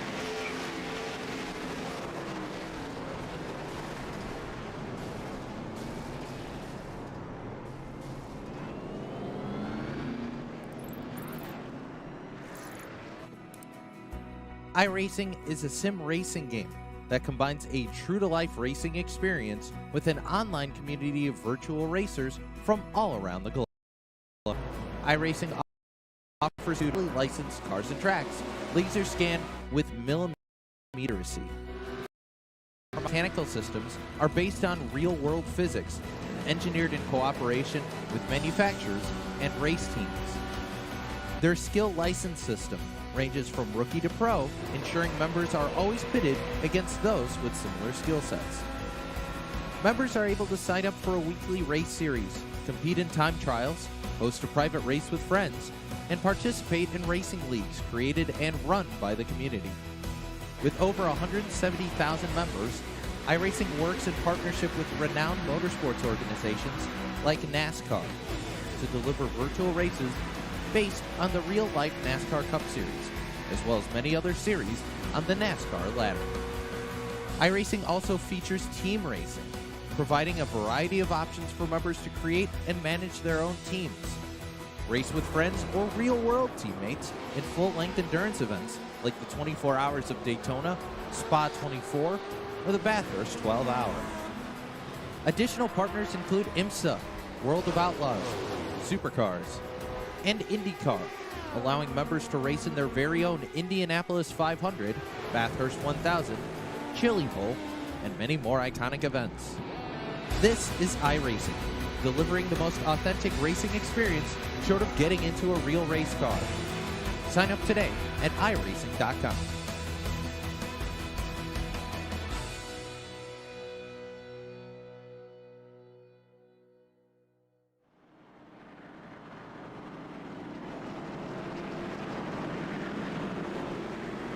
Welcome back to the Martinsville Parade of Cup Cars, as we see the colorful floats and charity-sponsored motor vehicles parading around Martinsville for the maybe dozenth time. But we're going back to green again. Matthew Long leads us back to green. It's a good jump that time. Didn't really pack him up. Richard Regan Jr., a great start as well. Made up like 2 positions there, up to 3rd. And he's going to be to the inside of Lucas Zivkov. And that's a phenomenal start, up to pretty much 2nd already. Yeah, we've been seeing strong starts up front by whoever's been up there. So that's one thing these guys got down was the starts. I mean, Lord knows they've had a lot of practice. And in about 4 or 5 laps, we will finally reach the halfway point in this race. But Richard Regan Jr. trying to chase down Matthew Long now. 20 lap younger tires on the 46 compared to the 28. Gap is coming down, and the yellow is out again. Who is that? That's Danny Cervantes again. Who else was involved? Was it Doug Evans again? We're gonna have to see the replay on here. I don't know what happened, but it looks like it was the same drivers who have run into misfortune for the last couple laps of this race, last couple cautions. Yeah, a little bit of a spin, a little bit of a crunch, a little bit of a yellow. Let's see what went on here. Is that Cowgill? Yep, Doug Evans bonk to Cowgill, and no, Cervantes wasn't even involved. He just slowed down a little bit, and Cowgill ended up in the wall. But Doug Evans, that's got to be the 3rd or 4th incident he's been involved in, whether it was his fault or not. That's going to be at least 16 X's for him so far. So he's going to be in danger here of that disqualification if he's not careful. Yeah, that was a nice little use of the throttle by the 31, getting her straightened out.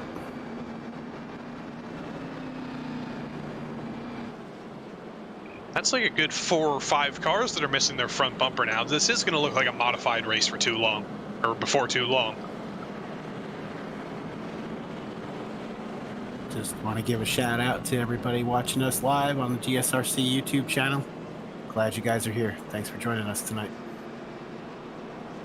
Yep, always grateful for all the folks who come to watch these silly little virtual race cars that we broadcast. as we do reach the halfway point of this race, Danny Cervantes comes into the pits, and I think, was that Matthew Long? No, that was not Matthew Long. I thought the leader came in. It was just a similarly liveried car.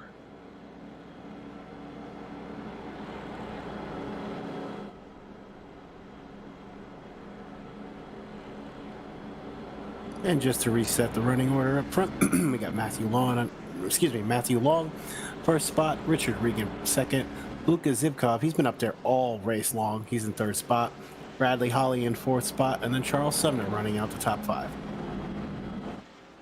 And then Mark Kalin, he's been in and around 5th, 6th all day. Robert Besaw Jr. went 2 laps down early on in the race, but he's been in the thick of it ever since. And James O'Brien, who dominated the first part of this race, down in 8th.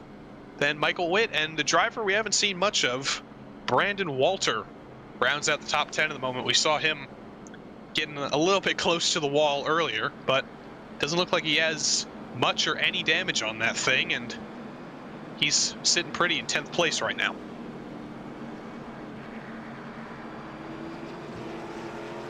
Yeah, and I think we've seen almost every driver on this list get into some sort of altercation tonight. Some of them come out a little bit better than others. Probably a few more to come, but I think everybody's gotten their taste of some metal. I think they want to see some green.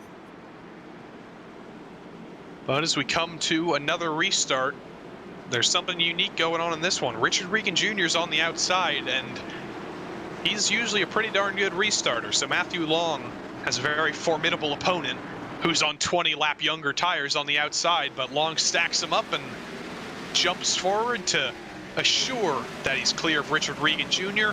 Zivkov gets very close to the back of the 46 going into the corner, but it is Regan in second place. Holly's going to be clear of Zivkov. Or will he? Zivkov tries to send it, but those tires are just too old to make something like that work. Yeah, it looked like Regan showed his hand just a little too early on that restart. I tell you what, I said Zivkov's tires were too old, but I think I was wrong. That 21 car, the pink Hooters number 21, hanging tough on the bottom, and he's got third back. Bradley Holly, a switch back to the inside. Zivkov pulls a little bit of a Pruitt fade there to keep Holly out, but Holly did still manage to find the inside, and I think now that he's got the inside, he will be able to get clear of that 21. I wouldn't say that's so fast, but good on both of these guys, giving each other enough room to race a bit.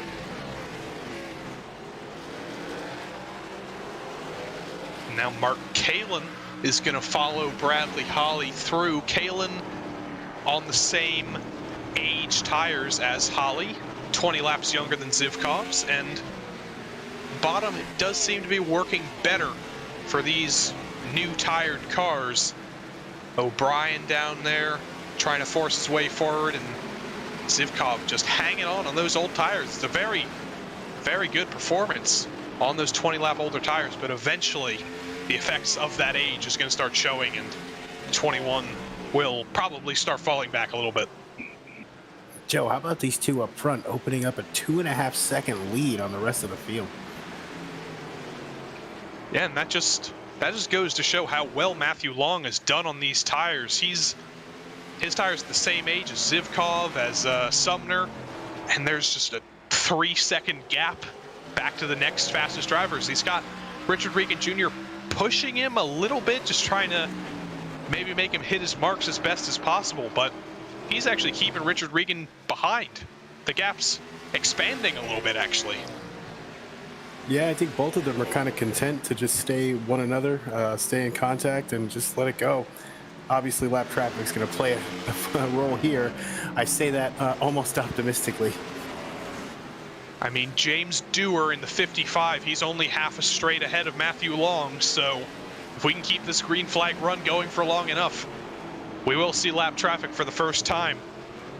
It's not always something that you're happy to see when you're the leader, but if anything, it might be a little bit bittersweet, because they'll be like, wow, we actually went long enough on a green flag run to get lap traffic. I don't even care that I'm getting held up. Yeah, and James isn't looking too good. He's missing most of the front end of his car tonight. Yeah, and the rear end is smashed up a little bit too. The 55 has been... remember when we said we were going to reach the lap traffic? No, we aren't. Patrick Cowgill has gone around. I'm not sure if he had help or if he just lost it, but Patrick Cowgill's been another driver who's accumulated quite a few incident points. We'll see what happened here, who helped him. The 27, maybe? No, he just lost it on his own. I think that may have been a side effect of the damage he had. He just got a little bit loose off the corner, but that was all on the 31, and he collected that other car. I didn't quite notice who that was. Next time around, Joe, there will be double digits laps to go.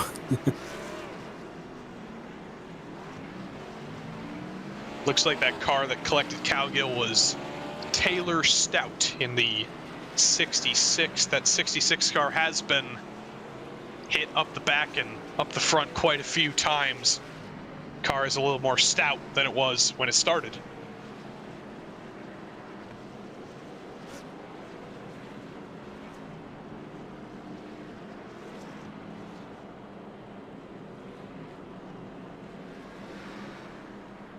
Now the question is, will those drivers on those old tires, like Long, it looks like, Zivkov is coming in. Dewar's coming in, Zivkov, Sumner, Long staying out as the leader, but quite a few of those cars on those older tires have come in to freshen up. Yeah, and you figured if it stays the way it does, and let's keep our fingers crossed that it doesn't, one more set of tires should probably get you to the end of this race. I think Long is just happy with the track position up front, because he was actually doing a pretty good job of holding Richard Regan behind by a couple tenths. Even though the tires are 20 laps older, he was still able to hold his own. He's been taking care of those things well enough that I don't think he needed new tires just yet, and it wasn't worth it to give up the track position. So not 100% clear on the rules of this series, but it does look like Patrick Cowgill decided he was going to park for the rest of the evening. Was afraid of getting suspended, so I'm assuming that if you get disconnected 4 points, you get suspended. So I'm inferring that there might be a couple guys close to that limit as well. I can't confirm if that's the case or if it's just a disqualification, but you know, I can't really blame him for disconnecting. He had a lot of damage on that car, whether it was from his own accident or from other people's accidents, and eventually you got to think holding it out and staying until the end might net you a good result if everybody else crashes out, but at the end of the day, it's not that much fun trundling around for 100 laps with a damaged car. Yeah, Joe, and I know the word is kind of dreaded around our circles, but, you know, it's a game and you still want to have fun while you're doing it. Absolutely. Now, if it was like Daytona, I'd be staying out, because you can wipe out the whole field in one crash and suddenly you're in the top 5. But here, we would have to have 10 more cautions to wipe out enough cars to get you back in the top 10. So I cannot blame him for getting the heck out of here. But Matthew Long leads us back to green once again. Not as good of a start as we saw last time, because Richard Regan Jr. is all the way on the outside, already there. That was close. I think it was more than close. I think there was a tap there, a little bit of a squeeze from Cowgill. But Cowgill just later on the brakes, being able to hold a little bit more speed on the outside. Richard Regan Jr. back in the lead again. That was a nice little exchange between these two. Richard Regan got a crazy start, though. He was out of the air like a cannon.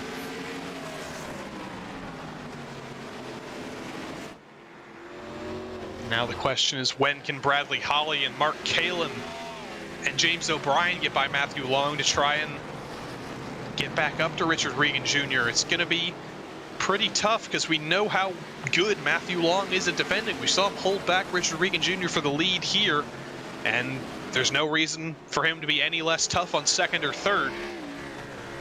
But everyone stringing out single file again. Taylor Stout, even after getting involved in Patrick Cowgill's spin earlier, still in the top 10. As I say that, gets demoted down to 11th, and then 12th, and then 13th. the straights aren't very long, but straight line speed is still important in a way. When your car is banged up on both ends, you're not going to be very fast. Yeah, we got a lot of guys banging. I don't know if there's some network going on, but I'm definitely seeing some tire smoke. I don't know if there's action or if there's just something with somebody's connection at the moment. Caution is out again. Luka Zivkov has been sent into the wall, and Luka Zivkov just spun as they tried to get it refired. The 21 currently just sitting sideways across the track. That's going to be just infuriating in the cockpit to lose that many positions after the caution comes out. And Matthew Long is taking this opportunity to come down into the pits. Yeah, one would assume that's going to be his last stop for the night. Richard Regan had a really good run going. He seems very strong, so he might be the guy to catch tonight. So I feel that Matthew Long's trying to take his advantage with some fresh tires. We saw in the replay there, the 67. Again, it's another car that's been involved in a couple incidents tonight. Zivkov didn't really do anything wrong until Luka tried to get back on the gas and looped it and lost 1, 2, 3, 4, 5, 6, many positions. Right, and Long came out, probably, I would think probably closed pit. Somebody takes out the green cone. That's always a good thing. Long took 4, though.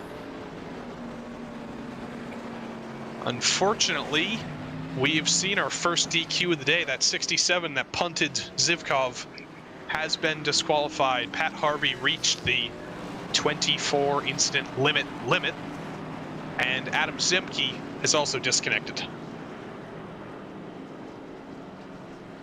Well, it was inevitable for that to start happening. These guys were definitely, I mean, as you said, there's a couple guys that seem to have been involved in every wreck, but they're still going around the track. And good for them. I'm not rooting for anybody to get disconnected, but they're probably pretty close. I think it's because these same drivers, when you get involved in a crash, understandably, you get sent to the back. And it's the back and the middle of the field where the cars are at their closest as the field bunches up, so it's just an endless cycle of carnage. And I'm going to give a shout out to Brandon Walter here in the 99s, currently running in the 5th spot. Started back in 24th. We really haven't called his name much, but good run so far for the 99th, for the 99 running in 5th spot.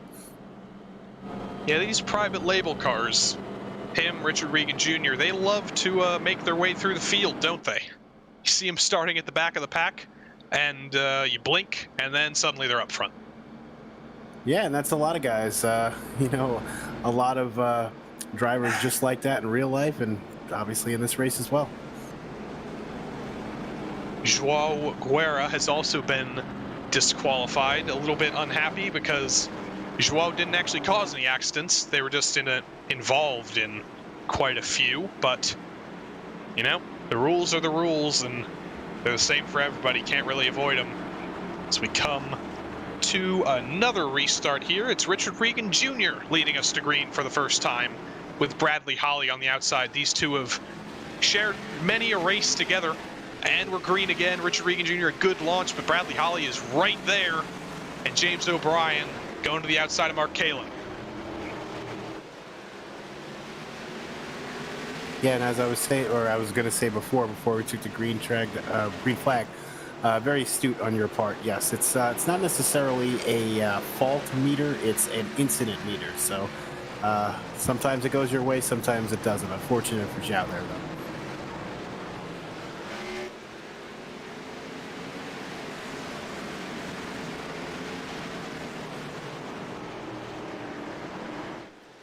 Watching Regan kind of just hold on to his line. Seems to be running the same line. Got it hooked up on the inside. Bringing it in turn 1, obviously bringing it down to 60, 70 miles an hour, then hopping on the gas, getting up to about 120, 130 by the time you hit turn 3. Slow it down back to 60 and 70, get on the gas back, and come to complete a lap at Martinsville. Looking at Matthew Long on your screen right now, the driver on the newest tires. Those things are only 7 laps old for context, the leader's tires are 64 laps old, so long dispatches of the 27 of Elliott White trying to make it. And there's the 66 Taylor Stout's around. Caution is out yet again for an incident in turns 3 and 4. Taylor Stout has been involved in a few other crashes today. We'll see how that happened. I definitely saw a little bit of a punt. Was it Colton Lane or was it Zivkov? It was Lane. Just same thing we've seen all day. Just two cars meeting in the middle in the braking zone. One car trying to be late, one car trying to be early, and one of them in the wall.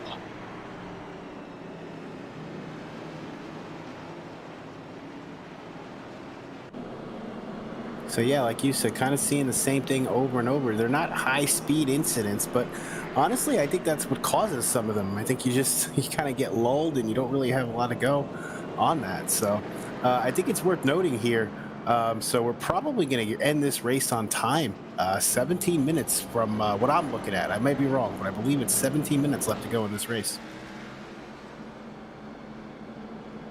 Yep, you see on our ticker there, we have updated to the time, the countdown. 17 minutes and 5 seconds remain in this race. We will not be completing 225 laps, understandably. But whether it's a timed race or whether it's a lapped race, there's not that much left. Yeah, and just shout out again to Patrick Cowgill, who decided to follow with his race on the GSRC channel, excuse me. Little upset. He said he was having a good run going, and he kept getting run over. So sorry to hear that, Patrick. It was good run watching you run tonight. Sorry I couldn't end better for you, buddy. Yeah, but a lot of misfortune for a lot of drivers in the field, but one driver who I don't think I've mentioned all day is in 10th place. It's Baron Hilton. Started dead last up to 10th, and it looks like there's a little bit of a crunch on the nose of that car, but other than that, we haven't talked much about the 47 because Baron stayed pretty much out of trouble. Yeah, Baron represents the rescue graphics in the 47 there. Not a bad looking ride. It probably looks a little better at the start of the race, but as you said, good for him. It's one of those drivers who stayed with it all night. He's found himself in the top 10 from the bottom spot, so good on him. That Camry looks like it's seen better days, but he's where he is right now, so good run.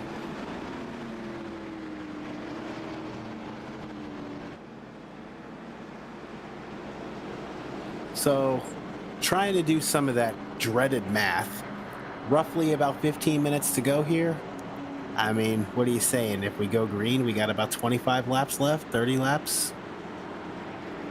At this point, there's no way to tell. We're just going to have to let the time run and see what happens. Richard Regan Jr. launches yet again, a good start ahead of Bradley Holly. And James O'Brien again trying to get around Mark Kalin, but just a little bit too deep into the corner and can't quite get enough of a runoff to... oh my goodness, someone's in the fence. What, here? Tonight? No way. Yeah, but Waldo's literally in the fence. That's above the safer barrier. How did that happen? We'll have to check the replay on that. I have to, so where's Waldo, Joe? Waldo is currently lodged above the safer barrier. Let's see how that happened, because oh my goodness, that's as big of, I said earlier, that's as big of a crash as you can get in Martinsville, and we've gone even bigger. Waldo almost flipped. Is that the 818 again, who was just a little bit too late on the brakes, just absolutely sent Waldo into the fence and into the fence again. With the game-winning field goal.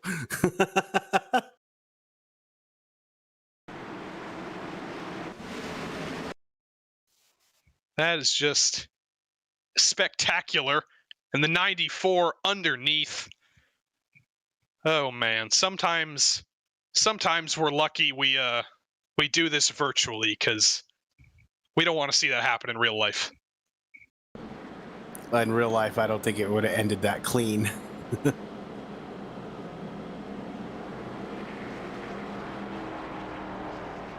Is it possible maybe we can get an in-car of that?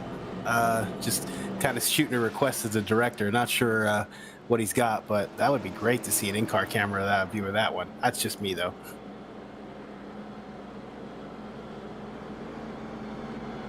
Looks like we got it. Director Zach Johnson providing us with all the goods here, riding on board with Waldo. Oof. So you don't normally see the sky at Martinsville. I'll just leave this right here. And you can see him trying to get on the throttle, trying to drive his way out of being lodged in the safer barrier there. The 94 just, I don't even know what I would think at that point. There you go, and that replay was for Tim Kickham in the YouTube channel. He was looking for some driver view of that. Ask and you shall receive. We aim to please here at GSRC, Tim. Just don't ask for a long green flag run, because I don't know if we can provide that for you, but, you know. Well, we got 10 minutes, so anything is possible. Seeing if Waldo has towed back to the pits yet, because if that car is able to get back out on track, that is a fine job by the pit crew there. If you can get a car that got sent into the fence back out on track, those guys deserve a raise. That virtual pit crew, you need to take them out to dinner after this. Yeah, I think a lot of guys need to be taken out to dinner after this one. I ain't gonna lie, I got my dinner waiting for me after this one. Well, we got green flag action. Richard Regan Jr. out front again. Bradley Holly trying to chase him down, and I feel like I've said the same thing the last 5 times. James O'Brien trying to get around Mark Kalin. Can he finally do it this time? There's almost contact there.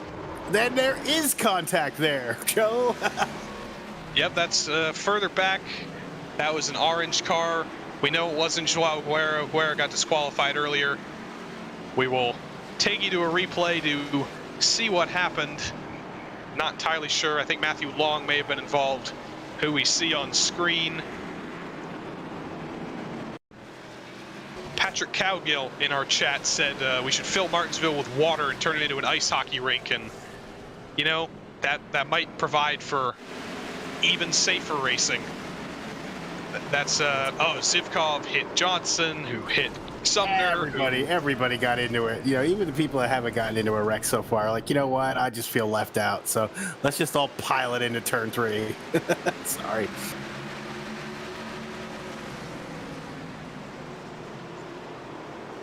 That's a lot of cars. Hilton lost it, trying to avoid. Dinkle involved again. The 55 again. The 94. Medina, Colton Lane. These incident points are stacking up still. Looking at the clock here, how much time do we have left? We have no time left. The clock has expired. Nope, there it is. 9:45. We probably fit about 5 more restarts in there, but at this point, the question is, how is Bradley Holly going to win this race if this keeps happening? Because he needs to just nail a restart, but he hasn't been able to because Richard Regan Jr. has been doing such a good job. Holly needs a long run, and it doesn't look like we're ever going to get that. No, I don't think the long run is going to happen tonight. I just think it's one of those things where it is what it is. You know, the guys are probably impatient at this point. It must be tough running back in 15th spot, you know, hoping this. But, you know, when you're 36 lap down and you still finish in 16th spot, it's not a bad way to go.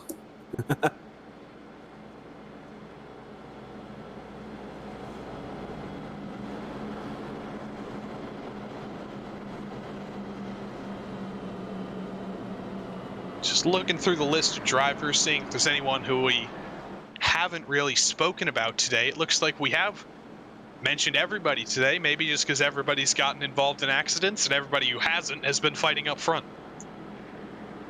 Yeah, I'm myself looking through here. Thomas Roberts, haven't said his name much, been rather quiet. Alex Pellerin, I know he was involved with something earlier in the race, but haven't heard much from him either. Elliott White, a name that we haven't said much, but still riding up there in the top 10. Good for him. Josh Daniels, 6th spot.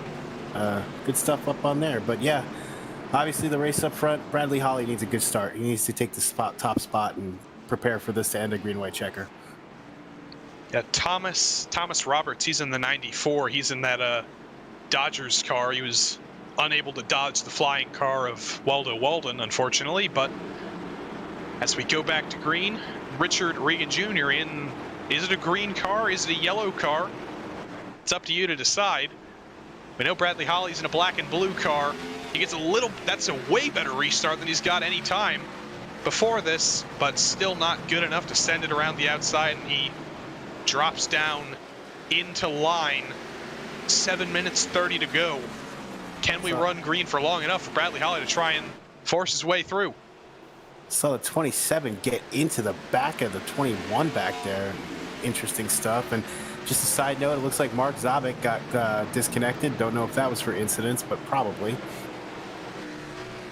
I see 3 wide racing going back there for 6th spot. Dinkle's around. The 94. You cursed Thomas A. Roberts. You said we haven't seen him much today, and him and Dinkle around. We saw Dinkle up front a little bit earlier, and not anymore.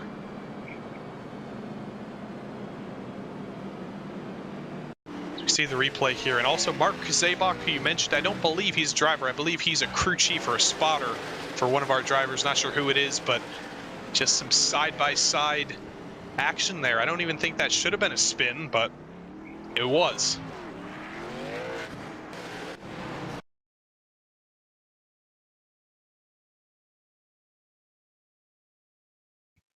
Yeah, a little bit of a door bang. 94 got in a little bit hot. The 50 or the 501 just coming down a little bit and spins it across the track. And we'll have like 5 minutes to go when we come back to green, I think. Well, you said we can squeeze in about 3 or 4 more restarts, so we're trying.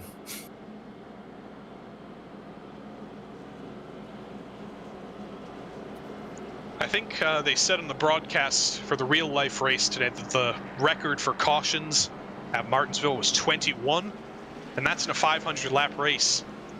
Do you think we've hit 21 here in this 225 lap race yet? I think we must be getting close. I would like to see the official tally, but I'm thinking we're probably upward to about 15 right now. We'll have to see that in the box score after the race. But Bradley Holly, he's been stuck in second for the last who knows how many restarts, but he got a great restart on that last one. It wasn't quite enough to get alongside Regan to try and force his way around the outside to the lead, but do you think that was kind of a practice run and he's going to learn from that to do even better this time? I mean, at this point, you got to be all in on the next restart or the restart after that, because, you know, there's probably not much time after that. You figure we got a couple more pace laps here and then a few more minutes left on the clock. So it's got to be done on the restart if it's going to. I don't think that Regan, though, is going to get caught, though, the way he's been restarting.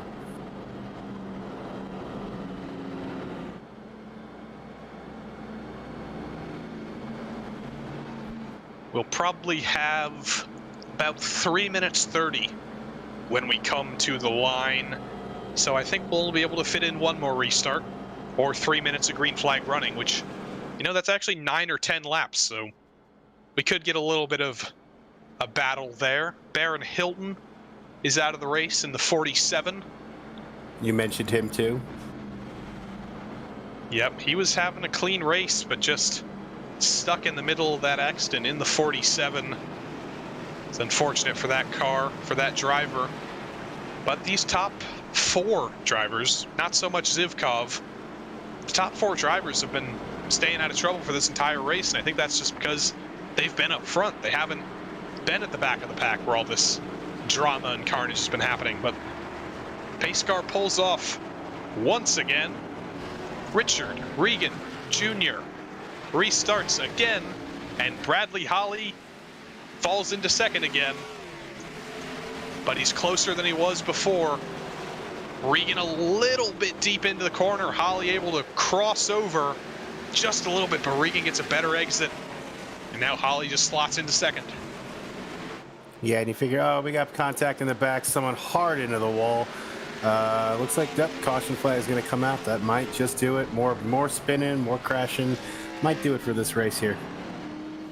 I think we might get back to a restart with a couple seconds to go, but it's a question.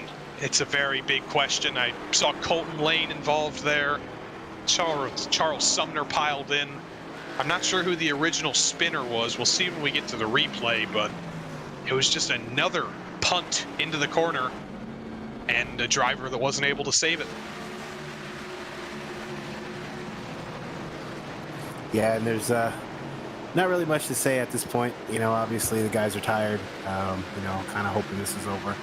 I'm sure the leaders are very happy to, you know, come away. And we just see it, like you said, just an extra punt. Not as heavy on the brakes as it needed to be, and someone goes around. Yeah, I think Besaw turned down a little bit there, it seemed. Just a little bit of a squeeze onto the curb of Matthew Long.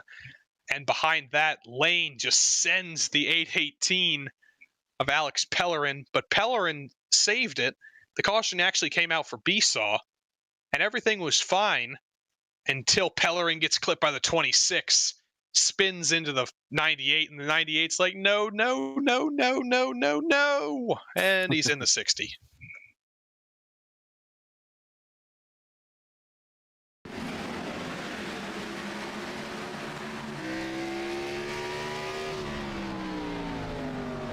And we'll ride on board with Charles Sumner. He did nothing wrong here, but just like a lot of drivers in this race, you just get stuck in the middle of it. He sees Lane, he sees Besaw, he's like, hey, I made it, everything's okay. Nope, everything's not okay. Everything's not okay. Bonk.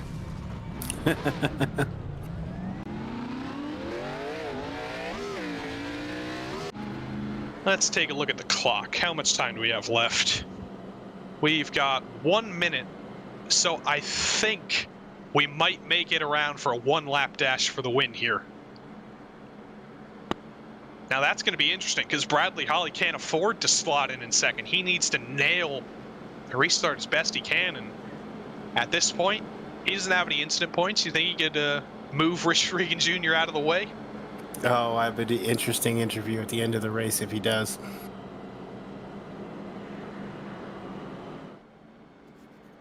All right, they're going to grid up to go 2x2 here, or will they? I think they will. I think we're going to get a restart. Lights are out on the pace car. What's the clock at? We're at 20 seconds. Might not be enough. I'm not sure. It's a race against time under caution here, folks. I think we will make it. We're on the back straight here. 10, 9, 8, 7, 6. I think we're looking at an IndyCar finish, gentlemen. The pace car pulls off. I think we're going. I think we're going for a one-lap shootout here.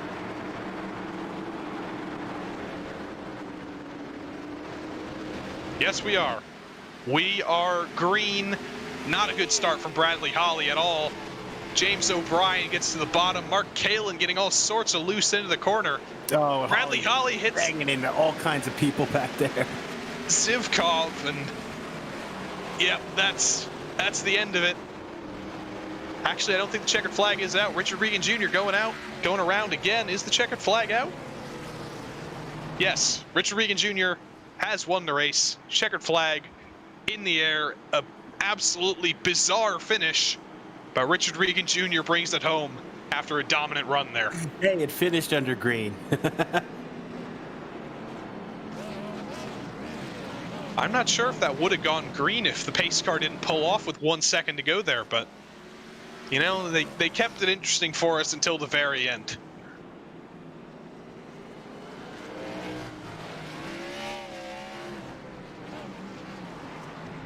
It's Richard Regan Jr. does some very well-deserved celebratory donuts after a dramatic race to say the least. We're going to take a little bit of a break here, and when we're back, we will talk to some of the drivers after this saga of a race.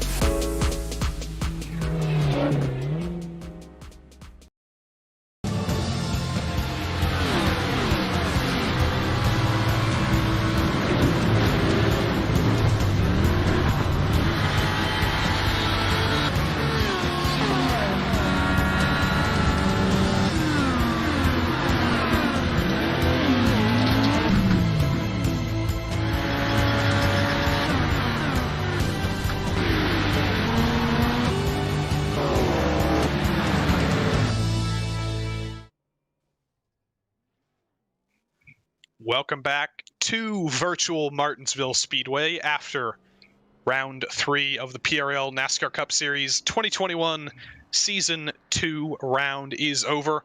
Let's take a look at the finishing results here. Richard Regan Jr., a dominant win over James O'Brien, our pole sitter.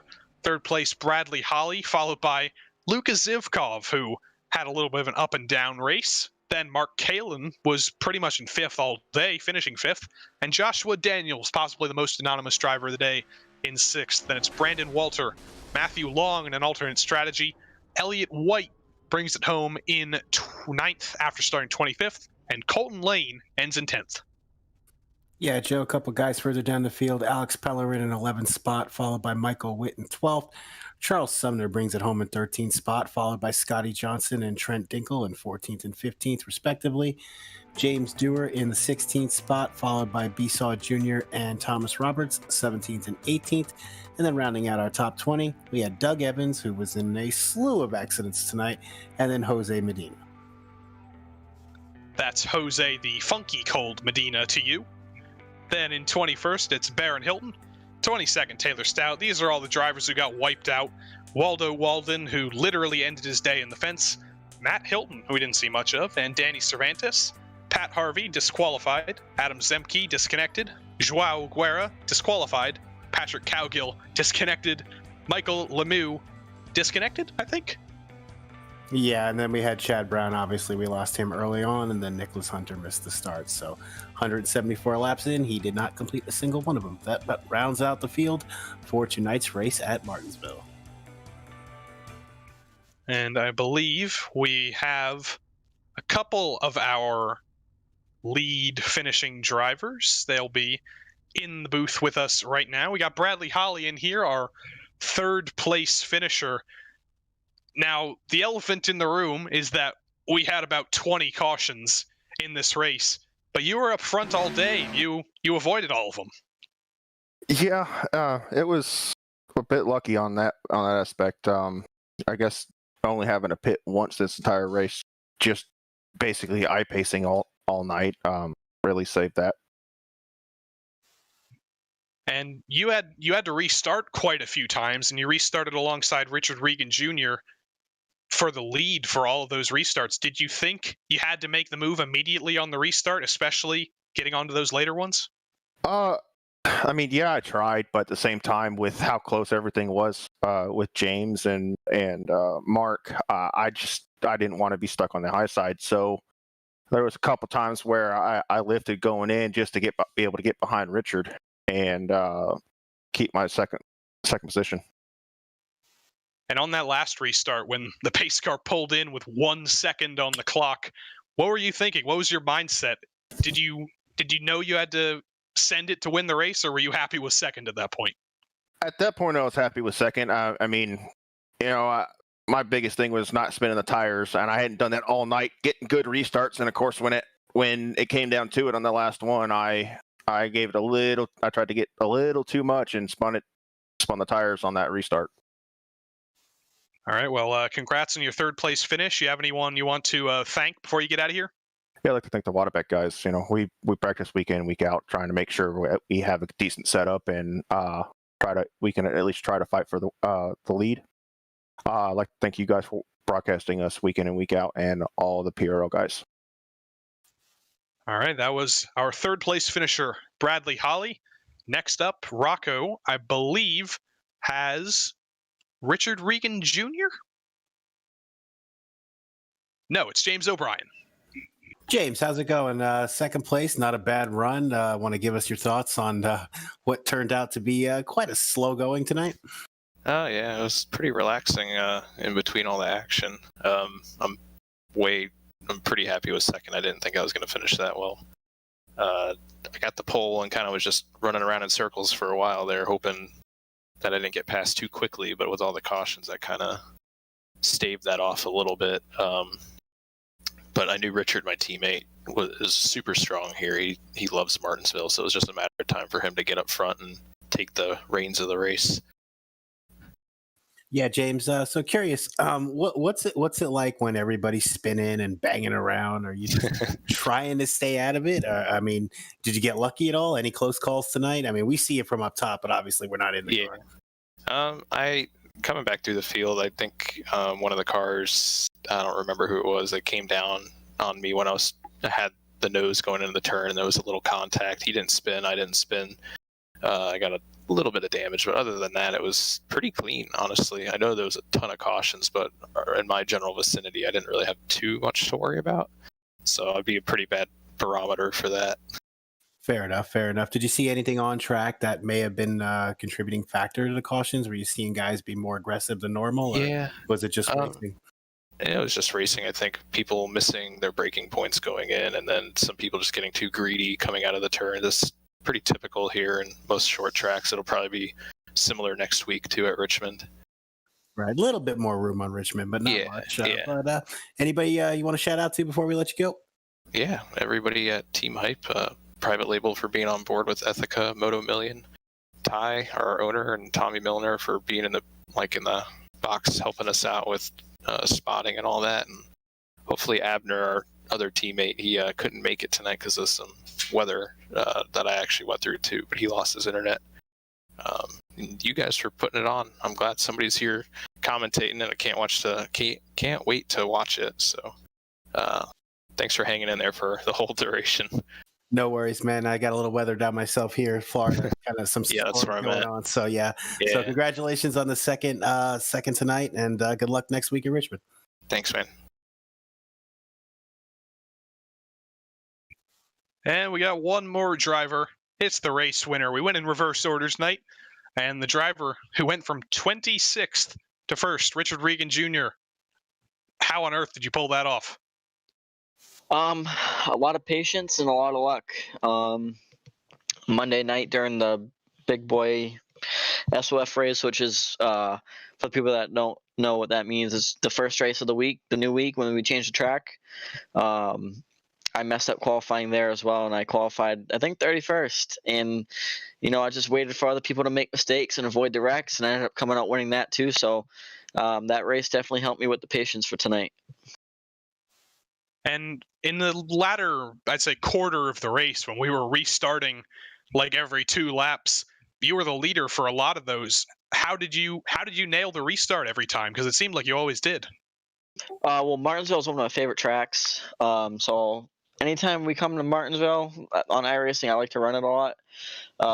And it's just, if you pinch the guy up a little bit on the restarts and get that arc down, and he's not expecting it, you're gonna shoot off the corner wicked good. And once James got into third, it was really just about me and him trying to communicate on the restarts pretty good to try to help him get past Brad there. And the last restart, Brad spun his tires, and that's all James really needed to get around him. So it worked out good for us.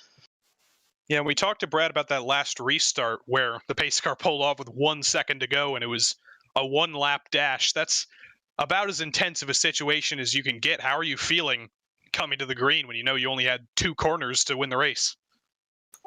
Honestly, not too stressed out. The leader is probably in the best spot at this track for that, because the leader anytime the leader can control when he fires, it's a big advantage. So like all you really have to do is make sure you time your restart good, and you catch the guy starting outside of you off guard, and as long as you're clear by the time you get out of turn 4, you're pretty much set, unless the guy gets a really good run out of 1 and 2 and tries to move you in 3 and 4. And well done on the win tonight. You have anyone you want to thank before we get you out of here? For sure. I got to thank Private Label and Ethica for coming on board with us this season as primaries. Oculus Glasses, Susan G. Komen, Multiple Sclerosis Society, Neonism Paints. If you need a paint for your iRacing cars, go to facebook.com/neonism. Tell them PRL sent you. I got to thank everyone at Private Label Team Hype. Ty Stover, Brandon Walter, James O'Brien, Josh Chin, Josh Conker, just everyone, Tommy Milner, everyone that puts in the effort week in and week out. I put a lot of time into the set this week, and this was actually a set we used last year that converted pretty well. So, it was just a wicked fun week. All right, that was your winner, Richard Regan Jr. And that'll round out our interviews for tonight. Rocco, as we start to wind down, you have any final thoughts for this very interesting race we played witness to tonight? Yeah, it wasn't a very fast race, but obviously there was some strategy involved. We saw a couple pit strategies pay off, and not so much so. We saw some good driving. I think a lot of credit goes to the restarts tonight. I think we saw some real good restarts, and I think that's what ultimately led to the win. So good for the guys up front. Good for everybody in the field for sticking with it. And again, thanks for everybody on YouTube for hanging with us. It was fun bringing it to you tonight. Yep, absolutely. We're always thankful for all the family, friends, and everyone else who tunes into these streams. And we'd like to thank you all for tuning in to tonight's race at Martinsville. We'd also like to thank Charles Sumner and the rest of the Precision Racing League for organizing this series. And we'd also like to thank the title sponsors, SimMSA, Butt Kicker, and NinjaTrader. Always thankful for them. And we'd like to give thanks to the companies that provide the software and hardware for our broadcasts that are here on your screen. We'd also like to thank June Lalonde, who provides all of the wonderful music on here. See the screen to get a hold of more of her great work. See how to get a hold of more of her great work. Thanks to everyone on the team today, Rocco and Zach, and the cameras from Dougie Beard. If you'd like to find more about GSRC, including upcoming races, you can find it at globalsimracingchannel.com. If you'd like to help support the channel, you can check out our merchandise for sale at gsrc.storenvy.com. Or you can check out our social media on Twitter at GSR Channel, Facebook at Global Sim Racing Channel, and Instagram at GSRC_Graham. Don't forget to head on over to our YouTube page, you're here right now, and hit that big red subscribe button as well so you don't miss a moment here on the Global Sim Racing Channel. Next race for the PRL Cup Series is at Richmond. We're going to stay in Virginia, that's next week. And we also have upcoming races for other series listed on the screen, so check those out, mark them down in your calendar, and be here to enjoy them all. But until next time, race clean, race hard, and we'll see you on the track.